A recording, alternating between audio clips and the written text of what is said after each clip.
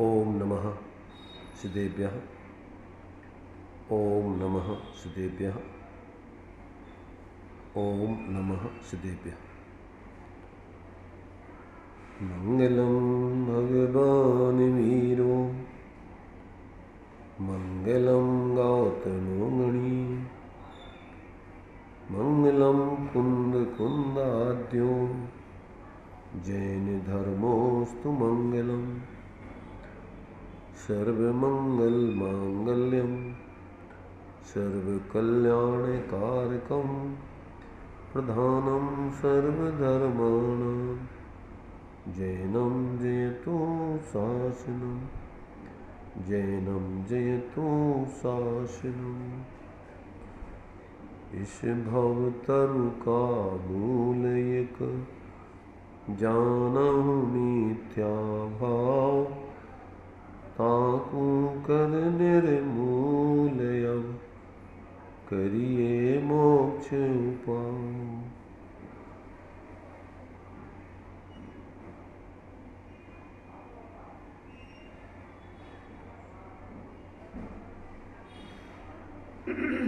चर्चा अपनी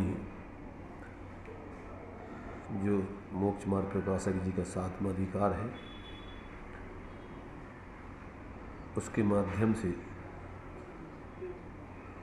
जो जीव जैन है जिन आज्ञा को मानते हैं फिर भी उनके नहीं ठीक है ना उनके मिथ्यात्व पाया जाता है तो उस मिथ्यात्व के जो जिसको आभास कहते हैं भ्रम, तो कितने प्रकार के वो भ्रम जैनों के लिए हो जाते हैं। तो उसमें मुख्य रूप से यहाँ निश्चयाभासी, व्यवहाराभासी, उभयाभासी 3 लिए हैं। एक और लिया है अन्य ग्रंथों में अनुभयाभासी। ऐसे ये वस्तु के संबंध में, वस्तु स्वरूप के संबंध में ऐसे उनको भ्रम हो जाती है और मोक्ष मार्ग के संबंध में भी उनको भ्रम रहता है, क्योंकि मोक्ष मार्ग में निमित्त आदि की अपेक्षा जो कथन किए गए हैं वो तो अपने लिए औपचारिक हैं। परमार्थ से तो मोक्ष का मार्ग निमित्तों के अधीन नहीं है, मोक्ष मार्ग पूर्ण स्वाधीन है।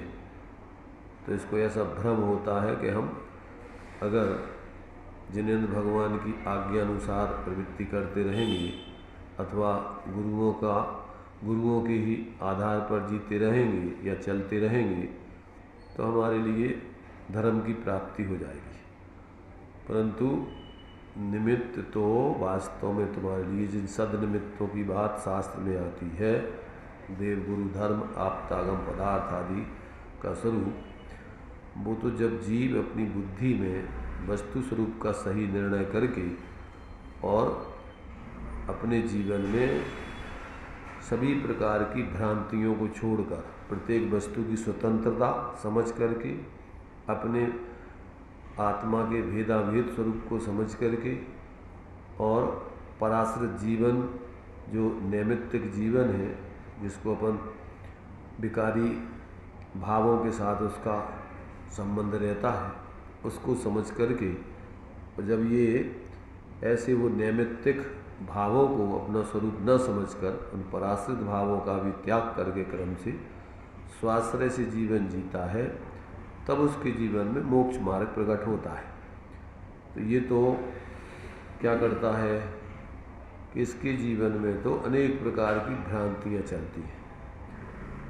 बाहर में पुण्य आदि से धर्म मानता है, निमित्तों को कर्ता मानता है और वस्तु के जो सामान्य विशेषात्मक स्वरूप है उसमें मात्र विशेषों को ही जानता है, पर्याय को ही अपना स्वरूप मान लेता है, द्रव्य स्वरूप को समझता नहीं है, उसका आश्रय पर्याय में करता नहीं है। ऐसी अनेक प्रकार की भ्रांतियाँ इस व्यवहाराभासी के जीवन में पाई जाती हैं। जो व्यवहार परमार्थ का निमित्त कारण बनता है अथवा सहचरभूत होता है तो उस पर तो मात्र आरोप आता है आएगा कार्यपने का, क्योंकि निमित्त की परिभाषा ही दी है कि निमित्त किसे कहते हैं कि जब उपादान अपनी योग्यता से कार्य करता है तो जो 7 सहचरभूत निमित्त आदि होते हैं उन पर कार्य का आरोप आता है। कार्य कोई निमित्त तो करते नहीं, पर इसको ऐसा भ्रम हो जाता है कि जैसे ये निमित्तों से ही कार्य हो रहा है। और जो साथ में रहने वाला सहचरभूत व्यवहार है उस पर भी आरोप आता है धर्म का। वास्तव में तो वो तो जब तक पूर्ण स्वास्थ्य की दशा नहीं होती तब तक ऐसा ही उसका निमित्त नैमित्तिक संबंध है कि जैसे जैसे ऊपर की साधना होती है बाहर की प्रवृत्ति पराश्रय छूटता जाता है और उत्कृष्ट सुपयोग उसके साथ में बढ़ता जाता है। तो वो जो है वो सुपयोग धर्म नहीं है, बाहर का त्याग आदि धर्म नहीं है, परंतु जैसे जैसे अंदर में स्वरूप के आश्रय की उत्कृष्टता होती जाती है ऐसे ही सहज रूप से उसके प्रति जो परिवर्तन था वो छूटता जाता है। और साथ में बहुत ही सूक्ष्म माने जो सोपयोग है बहुत ही सूक्ष्म रूपेण उसकी स्थिति बनती जाती है, स्थूल रूप से वो अशुभ प्रवृत्तियाँ छूटती जाती हैं। तो उन पे तो मात्र आरोप आता है, वो कोई कर्ता आदि नहीं होते। तो इसको इसमें भ्रम हो जाता है कि जैसे ये इनके माध्यम से अपनी धर्म साधना चल रही है। ऐसे अनेक प्रकार की भ्रांतियाँ उसके जीवन में व्यवहाराभासी की चलती हैं। इन बातों को सबको यहाँ स्पष्ट किया जा रहा है। तो अब इसमें अपने लिए अभी जो आज्ञा को मान करके मात्र परीक्षा रहित आज्ञानुसारी धर्मधारक व्यवहाराभासी है, तो इसके सामने समस्याएं हैं कि भैया शास्त्रों में तो अभी प्रश्न उठाए, उसने 3 प्रश्न उठाए थे कि तुम परीक्षा की बात करते हो और शास्त्र में तो एक आज्ञा सम्यक्त है, एक आज्ञा विचय नाम का धर्माध्ययन है और एक सम्यक्त के 8 गुणों में निसंकित नाम का अंग है।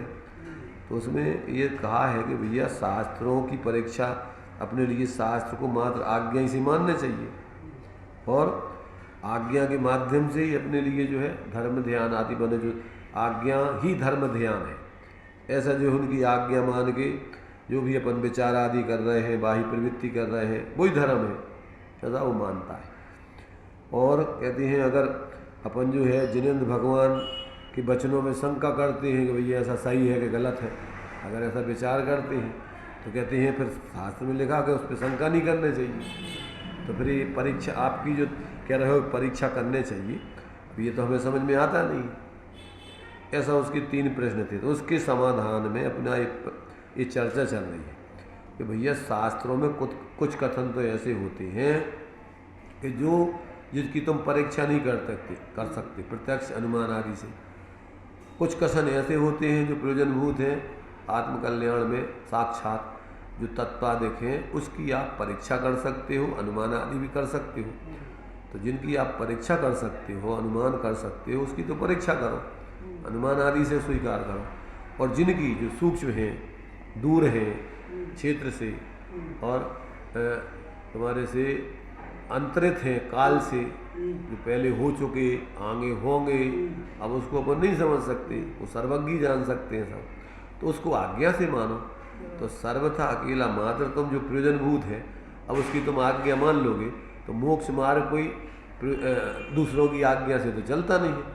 उनने जो मोक्ष मार्ग बताया है उनने तो अपने अनुभव से बताया है, और तुम उसका अनुभव नहीं करोगे तो उनकी आज्ञा मान लोगे तो उससे तुम्हारा अनुभव तो नहीं हो जाएगा। तुम्हें तो उस मोक्ष मार्ग का स्वयं अनुभव करके प्रैक्टिकल करके देखोगे, हाँ, और फिर देखोगे कि हाँ इनने जो कहा है वास्तव में ऐसा ही, तो वो तुम्हारी आज्ञा कहलाएगी। और मात्र अकेला तुमने परीक्षा की नहीं, उस पर अपना अनुभव किया नहीं और आज्ञा मान ली, तो एक तो आज्ञा अनुभव पूर्वक मानी जाती है वो सम्यक, और एक आज्ञा जब तक आपको सम्यक नहीं होगा तो व्यवहार में कुछ अनुमान आदि करके, कुछ वचनों की परीक्षा आदि करके और आज्ञा मान के प्रैक्टिकल करो। और प्रैक्टिकल जब तक नहीं हो जाए तब तक उनकी आज्ञा के आधार पर आप प्रयोग करते रहो। हाँ, तो वो उस अपेक्षा से, क्योंकि अगर तुम बिल्कुल उनको सही मानोगे नहीं क्या होगा कि आप उस पर प्रयोग ही नहीं करोगे। जब झूठ मानोगे तो इसको थोड़ा तेज कर दीजिए, कम कर दीजिए थोड़ा सा। जैसा पहले था वो तो पहले मद्दा बोल रहे थे इसलिए वो आवाज़ कम आ रही थी, पहले ठीक था। तो क्या है कि यहाँ अपने लिए पहले आप कुछ निर्णय करके और आपके लिए कि ये जो कह रहे हैं ये वचन अपने लिए थोड़ा कम ज़्यादा हो गया, थोड़ा तेज। तो यहाँ पर जो है आप यदि सर्वथा उन पे अविश्वास करोगे तो प्रयोग ही नहीं कर पाओगे, और यदि आप सर्वथा विश्वास कर लोगे तो प्रयोग करने की जरूरत नहीं है।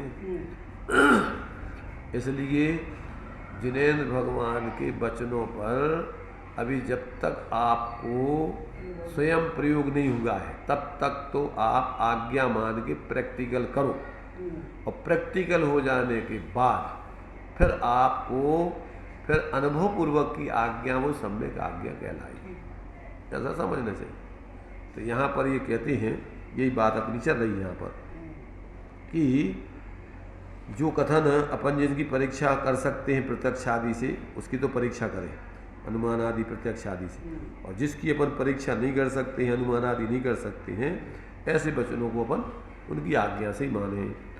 अब ये यहाँ अपना प्रश्नोत्तर चल रहा था कि हमसे अगर छदमस्त हैं, परीक्षा अगर गलत हो जाए तो क्या होगा। तो कहते भैया तू सच्ची परीक्षा करेगा तो गलत नहीं होगा। जो प्रैक्टिकल करके बात लिखी है, जैसे मान लीजिए H2O 2 हिस्सा हाइड्रोजन 1 हिस्सा ऑक्सीजन, इनको मिलाने पर पानी बन जाता है। तो अगर सही तरीके से तुम प्रैक्टिकल इसकी परीक्षा करोगे तो वो तो प्रैक्टिकल करके ही बनाया है, होगा, और अगर तुम गलत करोगे तो नहीं होगा। ऐसे ही भगवान जिनेंद्र की जो कुछ भी माने मोक्ष मार्ग आदि संबंधी जो उनका उपदेश है वो तो प्रैक्टिकल करके उनने माने अनुभव करके बोला है, तो उसमें तो झूठ होने का सवाल ही नहीं। अगर तुम उसमें सच्ची परीक्षा नहीं करोगे ना, सच्चे तरीके से विधि सही मिलाओगे तो गलती हो सकती है। तो इसलिए कहते हैं भैया तूने प्रमाद छोड़कर ईमानदारी से परीक्षा नहीं करेगा तो होगा, और अगर सही परीक्षा करेगा तो विधि मिलेगी, ऐसा नहीं है कि नहीं मिलेगी। तो वहाँ कहते हैं जहाँ पक्ष सच्ची झूठी दोनों वस्तुओं को कसने से और प्रमाद छोड़कर परीक्षा करने से तो सच्ची ही परीक्षा होती है। जहाँ पक्षपात के कारण भले प्रकार परीक्षा न करे वहाँ अन्यथा परीक्षा होती है। 216 के ऊपर कई प्रश्न पढ़ते समाधान। तथा वह कहता है कि शास्त्र में परस्पर विरुद्ध कथन बहुत है, किन किन की परीक्षा करी जाए। तो कहते भैया देखो जो प्रयोजनभूत है, देव गुरु धर्म, जीवादिक तत्व, बंध मोक्ष मार्ग, सो इनकी तो परीक्षा कर लेना, क्योंकि इनकी अगर परीक्षा नहीं करोगे तो तुम्हारा कल्याण नहीं हो सकता है। अकल्याण से तुम दूर नहीं हो पाओगे, क्योंकि इनमें तो तुम्हारा आत्महित का प्रयोजन सिद्ध होता है। इसलिए इनकी तो परीक्षा कर लेना, और जिन शास्त्रों में यह सच्चे कहे हो उनकी सर्व आज्ञा मानना, और जिसमें यह अन्यथा प्रोपित किए हो उनकी कोई आज्ञा नहीं मानना। हाँ, जब तुम्हारी ये प्रयोजनभूत बात है, सही तुमने परीक्षा करके देख ली और बिल्कुल सही निकलेंगी तो हाँ भाई इनकी बात सब सही होनी चाहिए, ऐसी सब माना। जैसे दिया है, जैसे लोक में जो पुरुष प्रयोजनभूत कार्यों में झूठ ना बोले वह प्रयोजन रहित कार्यों में कैसे झूठ बोलेगा। उसी प्रकार जिस शास्त्र में प्रयोजनभूत देवादिक का स्वरूप अन्यथा नहीं कहा उसमें प्रयोजन रहित दीप समुद्र आदि का कथन अन्यथा का कैसे करेंगे। क्योंकि देवादिक का कथन अन्यथा करने से वक्ता के विषय कसाय का पोषण होता है। क्या होता है, अगर तुमने जैसे मान लीजिए भगवान को गंजेड़ी भगेड़ी बना दिया तो क्या होगा कि तुम भी गांजा भांग पियो, क्योंकि हमारा भगवान ही पीते हैं। अगर तुमने भगवान को क्या बना दिया, शराबी बना दिया, मांसाहारी बना दिया कि हमारे देवता मांग रहे हैं, मांस मांग रहे हैं, तुम भी मांस खाओगे। तो इससे तो तुम्हारा विषय कसाय ऐसे, जब तुम देवगुरु को ऐसे उल्टे माने ऐसे उल्टे मानोगे गलत, तो तुम अपने उससे विषय कसाय पूजित करोगे। समझ में आ गया? अपन देखते हैं जितने देवी देवताओं के नाम पर जो है बलि चढ़ाते हैं, देखो जरा कौन कितना देवता खाता है और कौन खाता है उसको। मैंने बिल्कुल गप्पाष्ट के, थोड़ी भी बुद्धि अगर हो गए आदमी की तो समझ ले कि भैया देवता को खिलाओ तो तुम कुछ है। समंतभद्र स्वामी ने जाई तो परीक्षा करके समझाओ कि तुम्हारे भगवान को हम खिलाएंगे। देखो अब वो भगवान तो जो है भूखा था, जब तक रोगा तो दुखाला उन्हें, अभी के बाद उतनो कौन खावे। तो ये सब खुद की विषय कसाय का पोषण करने के लिए है सब। ये कह रहे जब तुम्हारा भगवान ऐसा कर रहा हो, जैसे मान लीजिए शिव जी धतूरा खा रहे, भांग खा रहे, तो अब अपन तो प्रसाद उनको खाएंगे। तो ये अगर तुम्हारे देवगुरु आदर्श ऐसे ही है तो तुम उनके पद चिन्ह पे तो चलोगे। इसलिए ये कहते इनका तो जो अन्यथापना होता है वो विषय कसाय पोषण के लिए किया जाता है। अब फिर प्रश्न है उसका कि जब भाई चलो देवादिक का कथन तो अन्यथा विषय कसाय पोषण के लिए किया, परंतु उन्हीं शास्त्रों में अन्य कथन अन्यथा काय को की और फालतू के काय करे। समाधान, यदि एक ही कथन अन्यथा करे तो उसकी अन्यथापना शीघ्र ही प्रकट हो जाएगी और फिर पद्धति ठहरेगी नहीं, अलग पद्धति नहीं ठहरेगी, उसकी अलग दुकानदारी नहीं चलेगी। इसलिए बहुत कथन अन्यथा करने से भिन्न पद्धति ठहरेगी। वहाँ तुच्छ बुद्धि भ्रम में पड़ जाते हैं कि यह भी मत है, यह भी मत है। इसलिए प्रयोजन भूत का अन्यथापना मिलाने के लिए अप्रयोजन भूत कथन भी अन्यथा बहुत किए हैं। भाई वो सामने वाले को भ्रम में डाल रहे हैं, तो अब एक आधी गलती करोगे तो पकड़ी जाएगी वो तो, और बहुत सारी गलतियां कर दो। एक सही अनुभव की बात हम बता रहे हैं।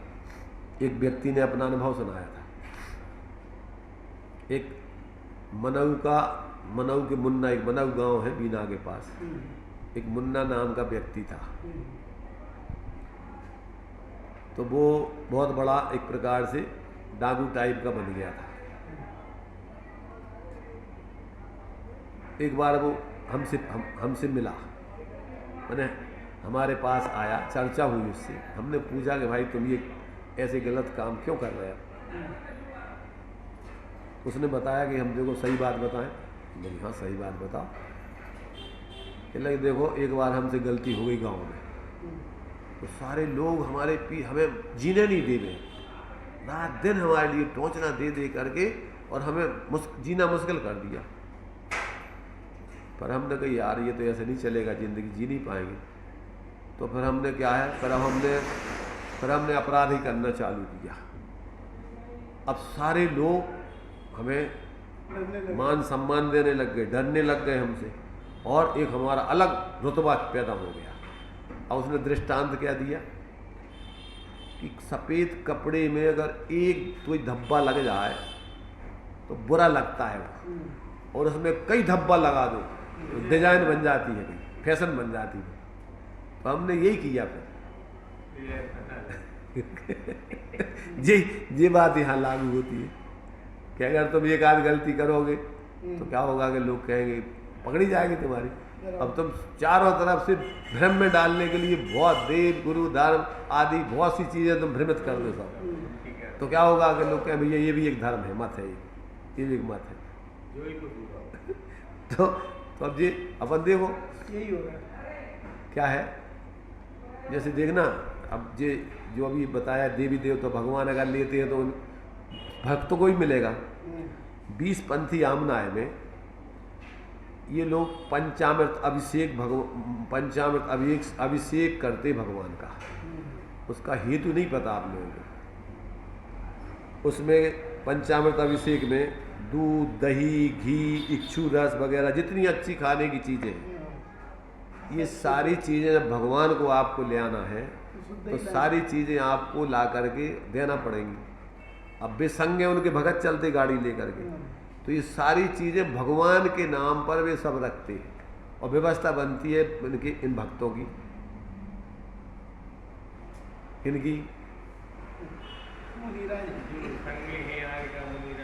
तो भैया भगवान को भगवान के लाने ले, अरे हमारे लाने तो कर नहीं रहेगा।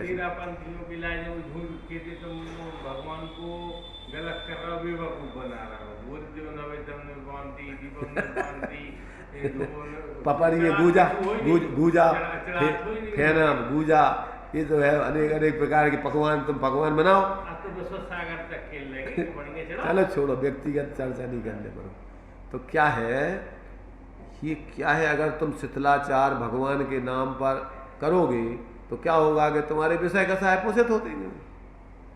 नौ दुर्गा धरन लगे, नौ दुर्गा में क्या है, अब नचाती हैं महिलाओं को, महाराज बैठे हैं देख रहे हैं, अभी स्पंदियाँ मनाएंगे जितने भी हैं, और क्या करते हैं, अब देवी, उस देवी के लिए सोने के, और सब इनके पास इकट्ठे होते जा रही चीज़ें, सोने के उनको चाहिए, मुकुट चाहिए, कनफूल चाहिए, सब माता जी को सब, और लिया कर।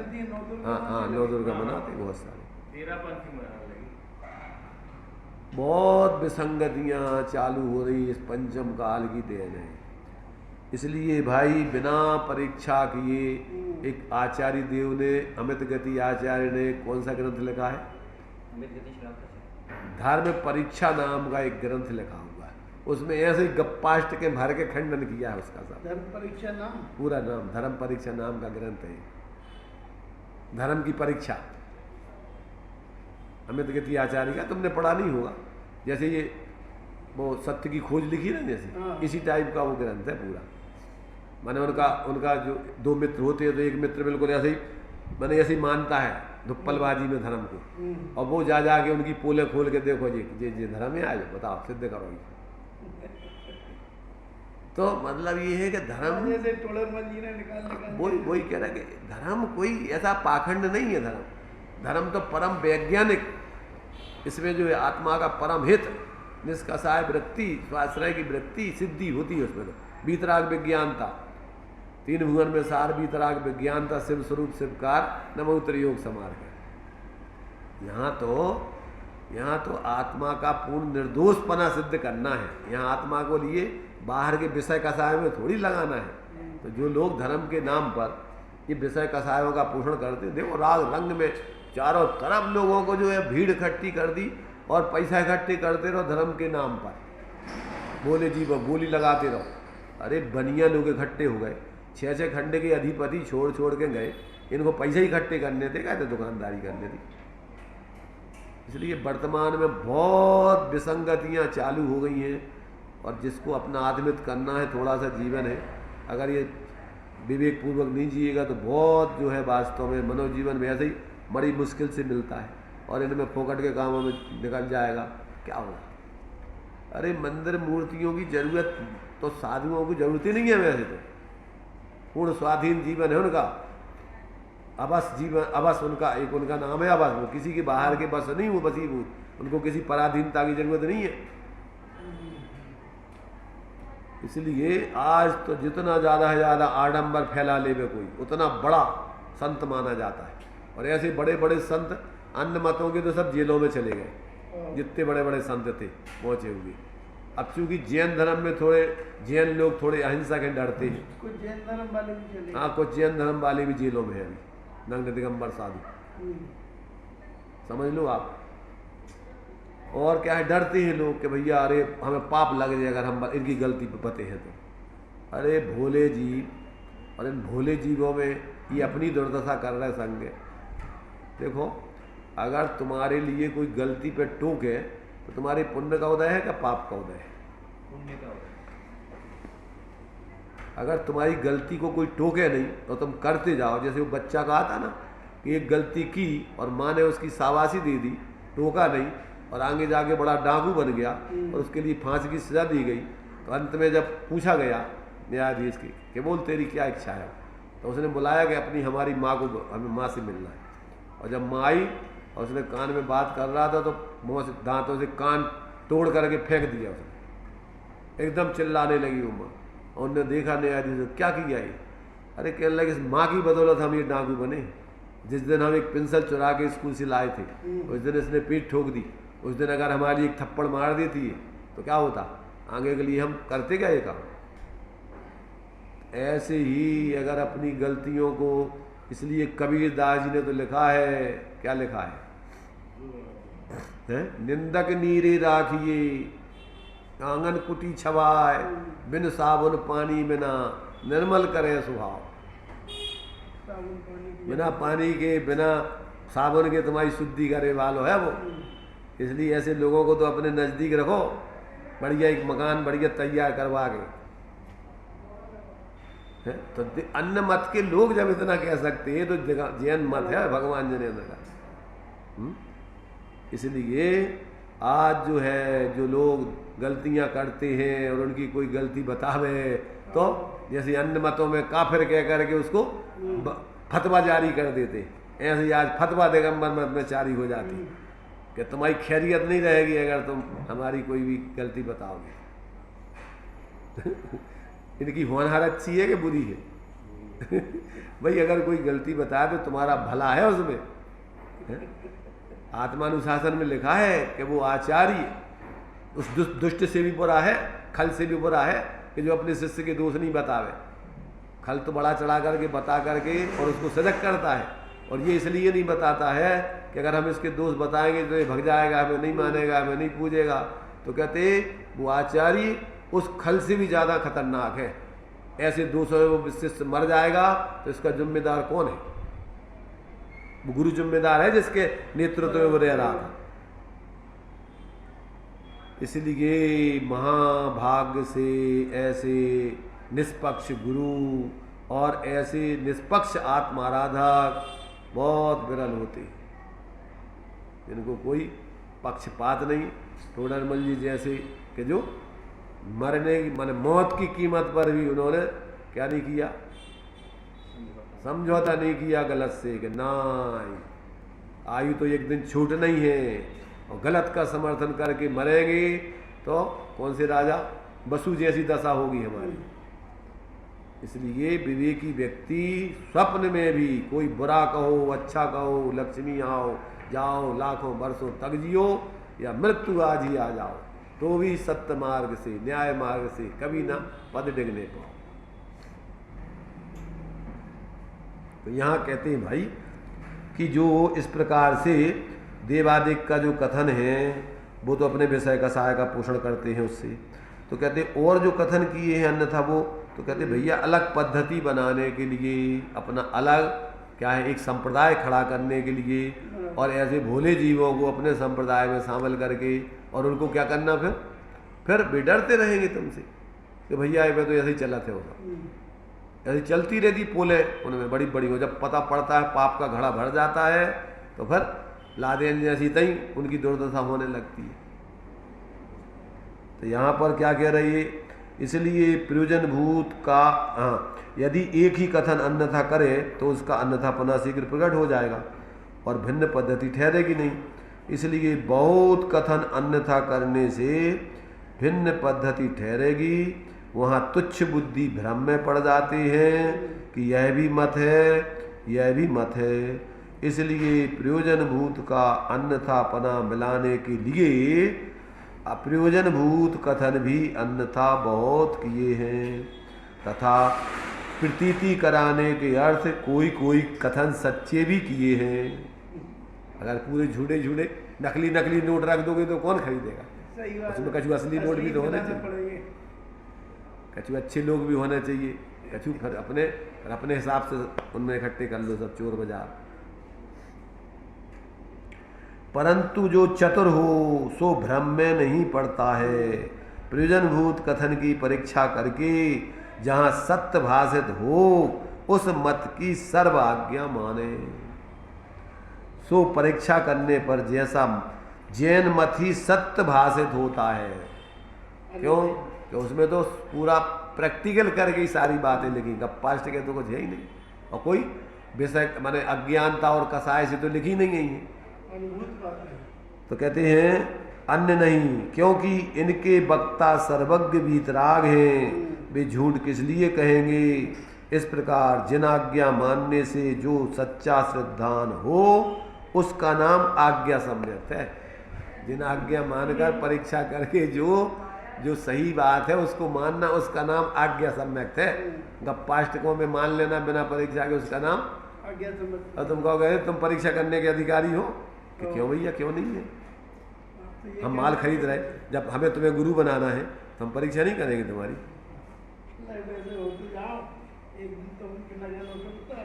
और वहाँ एकाग्र चिंतन होने से उसी का नाम आज्ञा विचय नाम का धर्म ध्यान है।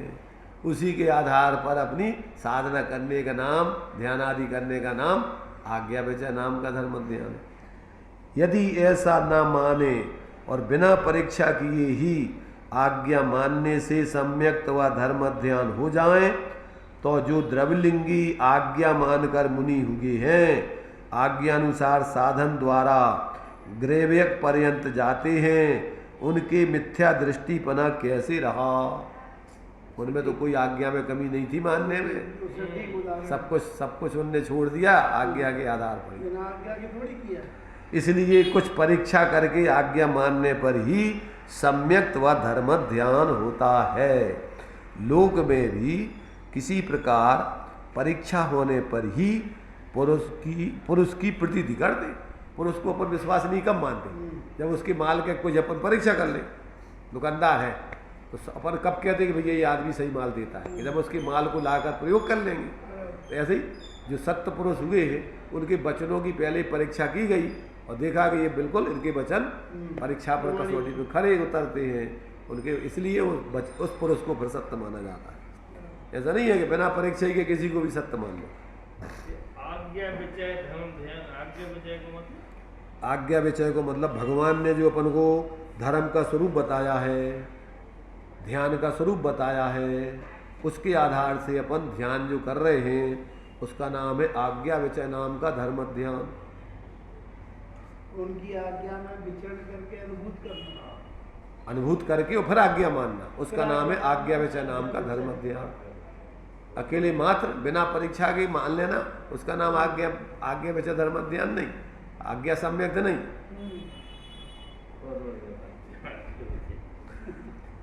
तथा तूने कहा कि जिन वचन में संशय करने से सम्यक्त की शंका नामक दोष होता है, सो न जाने यह किस प्रकार है, ऐसा मानकर निर्णय ना करे। वहाँ शंका नामक दोष होता है, माने तुझे शंका हो गई और उसको निर्णय तो करे नहीं, और अब तू क्या करेगा, उस शंका में बना रहेगा, तो शंका नाम का दोष है। तथा यदि निर्णय करने का विचार करते ही सम्यक्त में दोष लगता हो तो अष्ट सहस्त्री में आज्ञा प्रधान से परीक्षा प्रधानी को उत्तम किस लिए कहा आचार्यों ने? दो प्रकार के शिष्य होते, एक आज्ञा प्रधानी और एक परीक्षा प्रधानी। तो कहते हैं आज्ञा प्रधानी से परीक्षा प्रधानी को आचार्य श्रेष्ठ कह रहे, तो क्यों कहा है? प्रच्छन आदि स्वाध्याय के अंग कैसे कहे हैं? वाचना, प्रच्छना, अनुप्रेक्षा, आमना है, तो पूछने में ही अगर तुम्हारा ने दोष लग जाएगा तो फिर जो धर्म को अंग है जो स्वाध्याय को, जो कहाँ से आ जाएगा? फिर प्रमाण नय से पदार्थों का निर्णय करने का उपदेश किस लिए दिया है? कि भैया तू प्रमाण नय से युक्ति लगा करके निर्णय करना। अगर तू बिना ही आज्ञा के, बिना निर्णय की तो मानना होता, तुझे काय को उपदेश दिया फिर ऐसा? इसलिए परीक्षा करके आज्ञा मानना योग्य है, भ्रम में नहीं रहना। तथा कितने ही पापी पुरुषों ने अपने कल्पित कथन किए हैं और उन्हें जिन वचन ठहराया है, उन्हें जिनमत के शास्त्र जानकर प्रमाण नहीं कर लेना, ठगाया मत जाना। वहाँ भी प्रमाण आदि से परीक्षा करके वह परस्पर शास्त्रों से विधि मिलाकर वह इस प्रकार संभव है या नहीं, ऐसा विचार करके विरुद्ध अर्थ को मिथ्या ही जानना। वर्तमान में बहुत सारे ग्रंथों की जुगल किशोर जी वगैरह हुए जो मुख्तार, उन्होंने लिखे है कि ये सब आगम विरुद्ध, माने ये सब आचार्यों के नाम पर उल्टे सुल्टे शास्त्र लिखे हुए भट्टार को। ये जिनमत के शास्त्र नहीं है, योनि पूजा, गोबर पूजा, फलाने जाने क्या क्या लिख मारा सब। और धर्म के नाम पर ये वस्तु दोष, ये धर्म का काम ही नहीं है सब, हिंसा का काम, आरंभ सारंभ का काम। तो ये साधुओं का काम नहीं है। साधु तो अपने स्वरूप, अपनी वस्तु की निर्दोषता करें, वे जो गलत जहाँ जहाँ त्रुटि है वो निकालें। बाहर में अजीबों के दोष निकाले, क्या निकालोगे उनमें दोष? तथा कितने ही पापी पुरुषों ने अपने कल्पित कथन किए हैं और उन्हें जिन वचन ठहराया है, उन्हें जैन मत के साथ जानकर प्रमाण नहीं करना। वहाँ भी प्रमाणादिक से परीक्षा करके वह परस्पर शास्त्र और विधि मिलाकर वह इस प्रकार संभव है कि नहीं, ऐसा विचार करके विरुद्ध अर्थ किया हो तो उसको मिथ्या ही जानना। जैसे किसी ठग ने, दृष्टांत दे रहे हैं, जैसे किसी ठग ने स्वयं पत्र लिखकर उसमें लिखने वाले का नाम किसी साहूकार का रखा। क्या किया ठग ने? पत्र लिखा साहूकार के नाम पर, खुद ने लिखने वाले का नाम साहूकार रख दिया। उस नाम के भ्रम से धन को ठगा है। कोई लिखा भैया कि जो उनने मंगाओ है, इतने पैसा मंगाया सेठ जी ने और तुम दे दो उनके नाम से, और वो तो चोर है तो ले गए, तो ठगा है तो दरिद्री ही होगा। उसी प्रकार पापी लोगों ने स्वयं ग्रंथ आदि बनाकर वहाँ कर्ता का नाम, जिन गणधर आचार्यों का नाम, ऊंचा ऊंचा नाम रखा, उस नाम से भ्रम से झूठा श्रद्धान करे तो मिथ्या दृष्टि ही होगा। गणेश प्रसाद जी वर्णी ने अपने जीवन की एक घटना लिखी ऐसी। जब वे बनारस में पढ़ने गए थे और विद्यार्थी के रूप में थे, जिस विद्यालय में उनको नाम लिखाया गया था, तो अब वहाँ उनका मन नहीं लग रहा था। तो उनने सोचा यार अब यहाँ से कैसे भगे। तो उनने क्या है, अपनी माता जी चिरंजाबाई माता जी ने उनको भेजा था पढ़ने को। तो उन्होंने जो है सोचा अपनी बुद्धि लगा के, अब बुद्धि तो बुद्धि है, सोचा कि यार अपन जो है पत्र चिरंजाबाई के नाम से डाल दो बीमारी को और फ्री के बाद में अपन छुट्टी लेके चले जाए। तो उन्हें एक पत्र लिखो और लिख करके डाल दो, और बस वो दूसरे दिन जो उनके यहाँ सुप्रिंटेंडेंट वहाँ पहुँच गया प्राचार्य के पास। उस समय गोपाल दास जी बरैया थे शायद वहाँ प्राचार्य। तो जो है पत्र पहुँचा और वहाँ पर निर्देश था कि कोई भी विद्यार्थियों के पत्र आए तो पहले हमें बताए जाएँ, बाद में विद्यार्थियों को दिए जाएँ। उनने देखा, अभी तो गुरुजी हैं, उन्होंने देख लिया, देख करके उनने कहा दे दो भैया, बुला उनको दे आओ पत्र, उनको पत्र दे दो, नहीं बुलाओ उनको, बुलाओ उनको। कहने लगे भैया गणेश प्रसाद जी तुम्हारी माता जी स्वास्थ्य खराब है, उनको पत्र आओ है। उन्होंने कहा अरे देखो जो है देखो पढ़ा उनने कितने दिन की छुट्टी चाहने। कहने लगे साहब देखने पड़े कितने कैसी बीमारी होते जाके पता पड़े। वो तो ठीक है छुट्टी चाहिए कि हाँ साहब जाना तो पड़ेगा, माता जी स्वस्थ खराब है, जाओ देख लेना जितने दिन आगे बीमारी मैंने वहाँ रहना पड़ा रहना, आ जाना।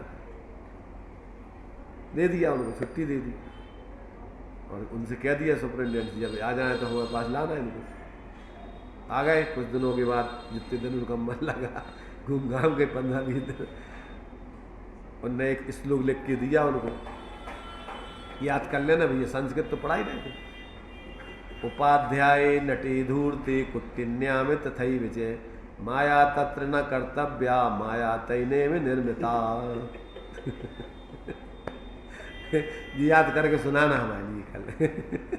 वे गए, अब संस्कृत तो पढ़े ही थे, समझ उते गए पढ़ो और उनके एकदम समझ में आ गए। तो एकदम कहले रोहित भाई वापस आ गए। कहले क्या बेटा क्या होगा? कहने लगे साहब बहुत बड़ी गलती हो गई हमसे। अरे क्या हो गया वो भूल तो नहीं मैंने, कोई बात नहीं भाई इनको ले जाओ, इनको एक पाव दूध बढ़ा देना, अच्छा विद्यार्थी। अब जीवन में आगे कभी ऐसी गलती नहीं करी उनने जिंदगी भर। कि तुम कितने मायाचारी कर रहे हैं, जिनने मायाचारी बनाई है और तुम उन्हीं के सामने मायाचारी कर, उन्हीं ने मायाचारी का स्वरूप लिखो, वे जीवन जीते और तुम उनके सामने मायाचारी कर रहे हैं। पढ़ाने वाले माने अपने गुरु जी, हाँ उपाध्याय नटे, जो नट लोग होते धूर्त लोग, नटे धूर्ते, जो ऐसे जो माया के ही पूरा जीवन जी रहे हैं। अब कहते हैं इनके सामने तुम मायाचारी कर रहे हैं। तो मतलब ये है कि ऐसा कोई व्यक्ति धूर्त, भोले जीव ठगाए जाते हैं, सच्चा व्यक्ति नहीं ठगाया जाता है इनमें। वो तो अच्छा, तो जैसे गोपाल दाई अच्छा बेटा, तो हमें हमें हमें हमें पढ़ा रहे हो, हम तुम्हें पढ़ा रहे हैं कि तुम हमें पढ़ा रहे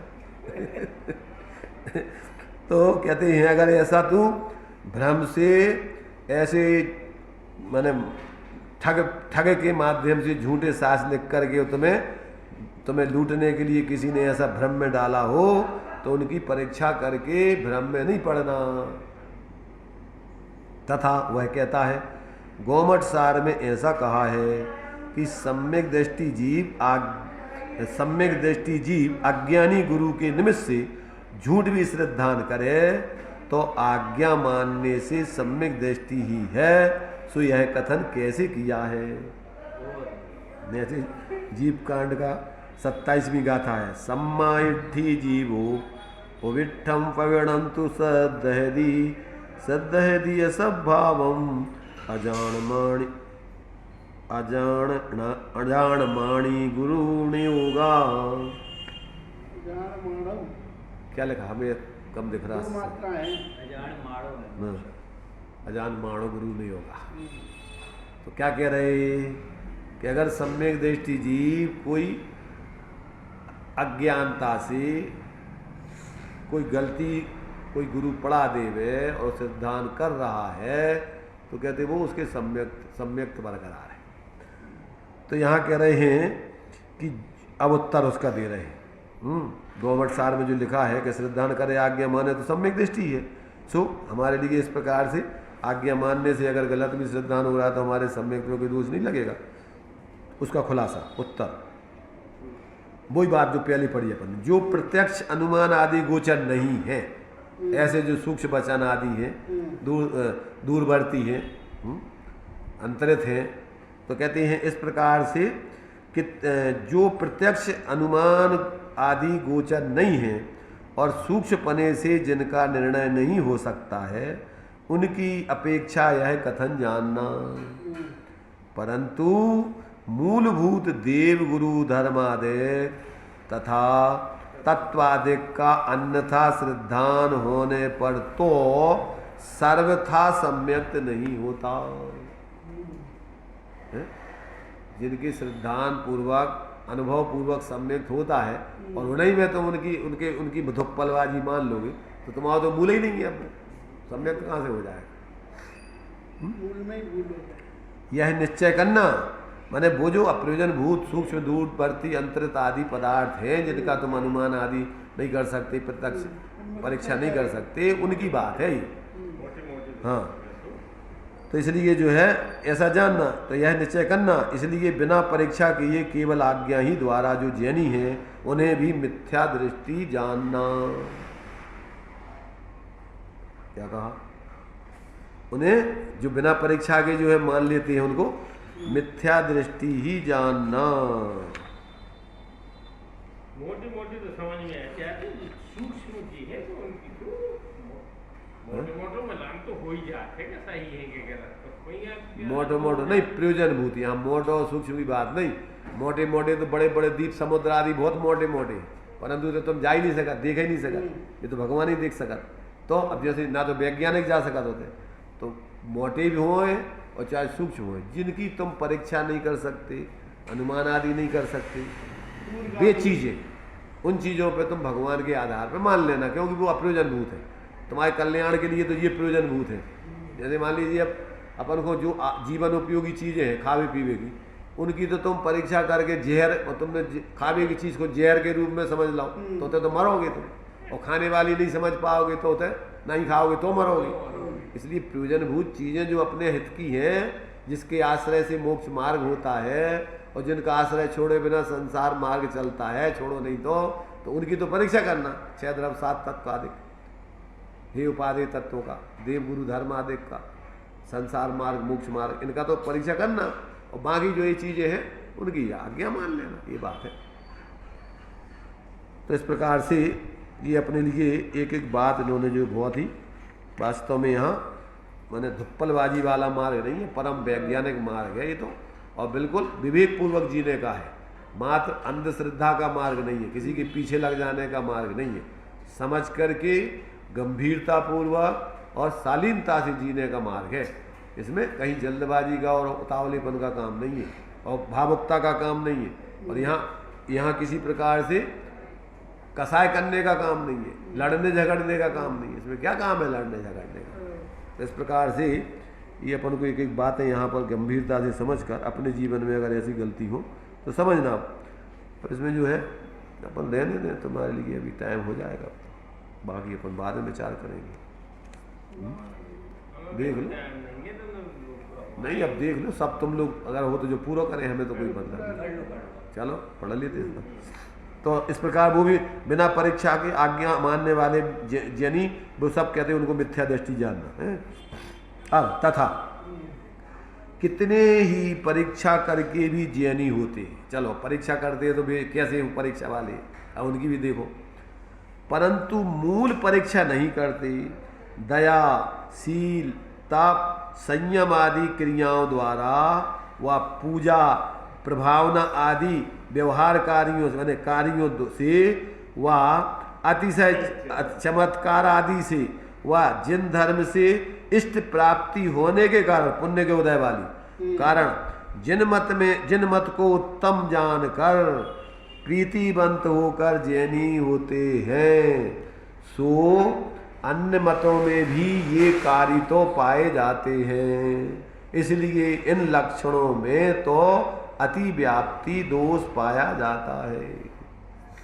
ये तो अन्य में भी जाते हैं।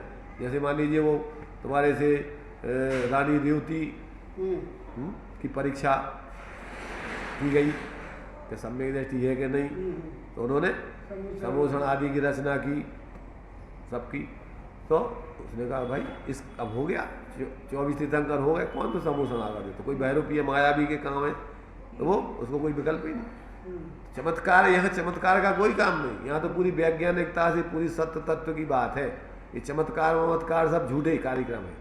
झूठे मतलब व्यंतर आदि देव है अथवा कोई मंत्र तंत्र जंत्र से होते हैं, इससे भी इतरागता की सिद्धि नहीं हो सकती। आचार्य समंत्र भद्र ने आप्त परीक्षा की तो ये तो क्या है, हाँ मायावी लोग भी कर सकते हैं। देवागम न भोयाने चामरादि विभूतिया मायावी सुअपि दृश्यन्ते नातस्तमसी नो महान। इनसे हम तुम्हारी महानता नहीं मानेंगे, ये तो सब दूसरे कोई भी कर सकते हैं। हम तो तुम्हारे लिए वीतराग विज्ञानता के कारण से ये कार्य कोई दूसरा नहीं कर सकता है। इसलिए कहते हैं ये जो बाह्य व्यवहार के ऐसे स्थूल कार्य है, इनसे जैन धर्म की मूल परीक्षा नहीं होती है।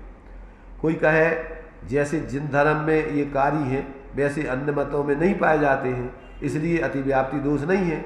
समाधान यह तो तूने कहा सो सत्य है, ऐसा ही है, परंतु जैसे तू दयादिक मानता है उसी प्रकार तो वे भी निरूपण करते हैं। परजीवों की रक्षा को दया तू कहता है और वही वे कहते हैं। इसी प्रकार अन्य जानना, तो कुछ तो तेरे उनके लक्षण मिलते हैं, इस चीज़ों में मेल खाता है, तो कहते हैं जानना। फिर वह कहता है उनके ठीक नहीं है, क्योंकि उनकी दया प्ररूपित क्योंकि कभी दया प्ररूपित करते हैं और कभी हिंसा प्ररूपित करते हैं। उत्तर, वहाँ दयादिक का अंश मात्र तो आया, इसलिए अति व्याप्तिपना इन लक्षणों के पाया जाता है। इनके द्वारा सच्ची परीक्षा होती नहीं, ये सच्ची परीक्षा के हेतु नहीं है। तो कैसे होती बताओ तुम फिर।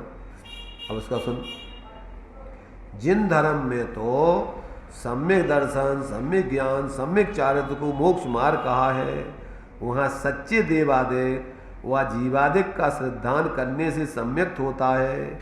वे उनको जानने से, वाह बे की जगह बे लिखोगे, वाह लिखो, वहाँ पुरानों में गलत छपो, या पुराने में सही छपो, नए में गलत छपो। हाँ ठीक है, वाह, हाँ वाह उनको जानने से सम्यक ज्ञान होता है। वाह वास्तव में रागादिक मिटने पर सम्यक चारित्र होता है। सो इनके स्वरूप का जैसा जिन मत में निरूपण है किया है वैसा अन्यत्र कहीं नहीं किया, तथा जैनी के सिवाय अन्यमति ऐसा कार्य कर नहीं सकते। बराबर। इसलिए यह जिनमत का सच्चा लक्षण जानना। कौन सा सच्चा लक्षण? वीतराग विज्ञानता, शिव स्वरूप शिवकार। इस लक्षण को पहचान कर जो परीक्षा करते हैं वे ही श्रद्धानी हैं। इसके सिवाय जो अन्य प्रकार से परीक्षा करते हैं वे मिथ्या दृष्टि ही रहते हैं। अब यहाँ परीक्षा दो प्रकार से है। एक तो व्यवहार में ही पूरे अपन को अनुमान आदि से लक्षणों से दूसरों को देख करके पहले मानना और फिर उसका अनुभव करके स्वयं अनुभूत कर फिर परीक्षा करना, फिर उसको स्वीकारना। एक तो व्यवहार में आपको क्या आगम से, युक्ति से और उपदेश से, यहाँ तक तो तुम्हारा भी दूसरों के आधार पर ही परोक्ष रूप में स्वीकार करना और फिर स्वयं उसका प्रैक्टिकल करके अनुभव करना, ये दूसरों का काम नहीं है, तुम्हारा है। और यही मूल तुम्हारा फिर मोक्ष मार्ग है। तो इसकी कहते परीक्षा करना। तथा कितने ही संगति से जैन धर्म धारण करते हैं, कितने ही महान पुरुषों को जिन धर्म में प्रवर्ता हुआ देखकर आप भी प्रवर्तते हैं। देखा देखी, कितने ही देखा देखी जिन धर्म की शुद्ध या अशुद्ध क्रियाओं में अपन लोग इसीलिए देखते हैं। बड़े बड़े नेताओं को बुला रहे भैया इनके देखो तो इतने इतने बड़े बड़े लोग आ रहे हैं। तो भी साधुओं को ऐसा लगा था कि बड़े बड़े लोग आ रहे हैं प्रधानमंत्री, तो समझ लो कि हमारी बहुत महानता है।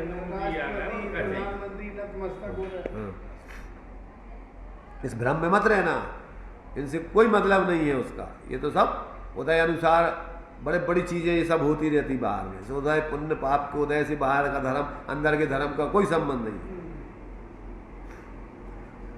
इस प्रकार से कहते हैं ये इस प्रकार जो क्रियाओं में प्रवर्ते हैं इत्यादि अनेक प्रकार के जीव आप विचार कर जिन धर्म का रहस्य नहीं पहचानते और जैनी नाम धारण करते हैं वे सब मिथ्या दृष्टि ही जानना।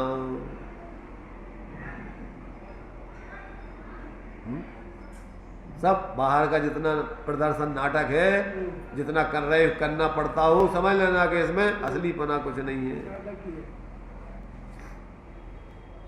जैसे नेता लोग है ना, शक्ति प्रदर्शन करते हैं, झूठे किराए के लोग लिया करके गाड़ियां खरीद करके और भीड़ इकट्ठी करते हैं रोडों पर। ऐसे ही धर्म में चल रहा आजकल ये सब पाखंड पूरा। इतना तो है। अब और देखो, अब इतना सब बताने के बाद एक बाद में फिर एक बात और उन्होंने लिखी गंभीरता की। क्या लिखी? इतना तो है कि जिन मत में पाप की प्रवृत्ति विशेष नहीं हो सकती और पुण्य के निमित्त बहुत हैं तथा सच्चे मोक्ष मार्ग के कारण भी यहाँ वहाँ बने रहते हैं। यहाँ ऐसे बने अच्छे निमित्त सतनिमित्तों के माध्यम से पुण्य आदि के उदय से। इसलिए जो कुलादि से भी जैनी है, पर जैनी है कुलादि से, ये समझ लेना। ये नहीं है कि भैया ठीक है हमें तो सब चलते है। जो जैनी के कुल में नहीं होता है अभक्ष आदि का भक्षण, रात्रि भोजन आदि, कुदेव आदि का सेवन, ये कुल में भी नहीं होता, ध्यान रखना। तो कहते हैं जो कुल से भी जैनी हैं वे भी औरों से तो गीत मिथ्या दृष्टियों से तो तीव्र पापियों से तो अच्छे हैं। मैंने उनको अभी आगे अवसर है सुधरने का।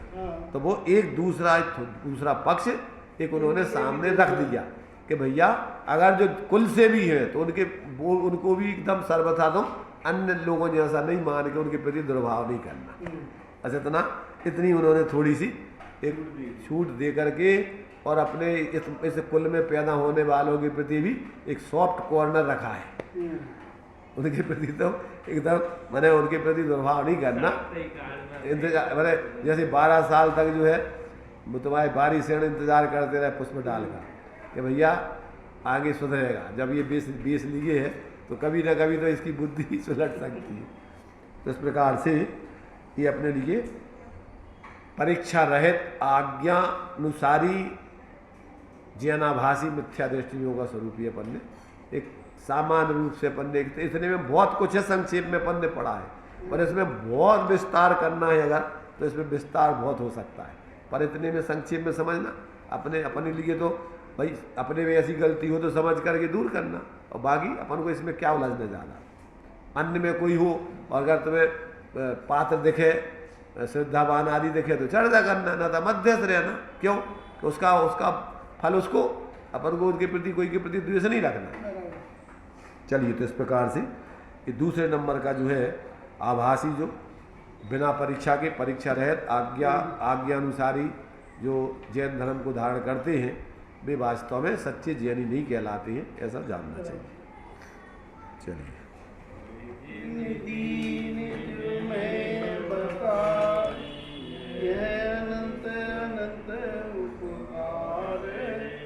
उसके लिए वाणी को वंदना सतवार।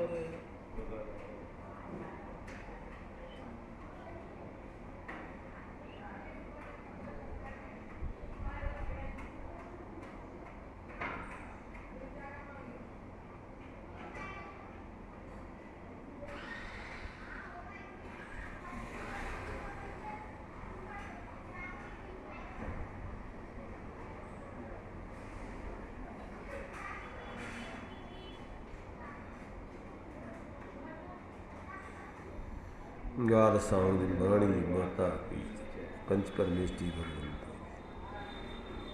अच्छा, 11:30 बजे 11:30 शुरू है, 11:30